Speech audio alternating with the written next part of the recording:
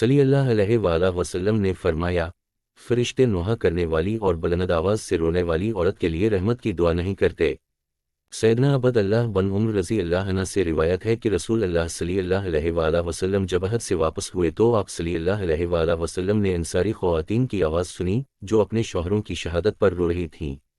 آپ صلی اللہ علیہ وآلہ وسلم نے فرمایا، لیکن حمزہ، اس کے لیے تو رونے والیاں کوئی نہیں ہیں۔ جب یہ بات انصاری خواتین کو پہنچی تو وہ آئیں اور سیدنا حمزہ رضی اللہ عنہ پر رونے لگیں۔ جب رسول اللہ صلی اللہ علیہ وآلہ وسلم رات کو بیدار ہوئے اور ان کو روتے ہوئے سنا تو فرمایا، ان پر افسوس ہے، یہ رات سے روتی رہیں، ان سے کہو کہ لوٹ جائیں اور آج کے بعد کوئی کسی فوت ہونے والے پر نہ روئیں۔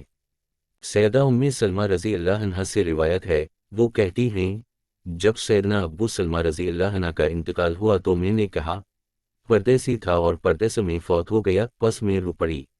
مدینہ کی بالائی بستیوں سے ایک خاتون آئی، اس کا ارادہ تھا کہ نوحہ کرنے میں میری مدد کرے گی، لیکن رسول اللہ صلی اللہ علیہ وآلہ وسلم نے فرمایا، اللہ تعالیٰ نے جس گھر سے شیطان کو نکال دیا ہے تم دوبارہ اس کو وہاں داخل کرنا چاہتی ہو۔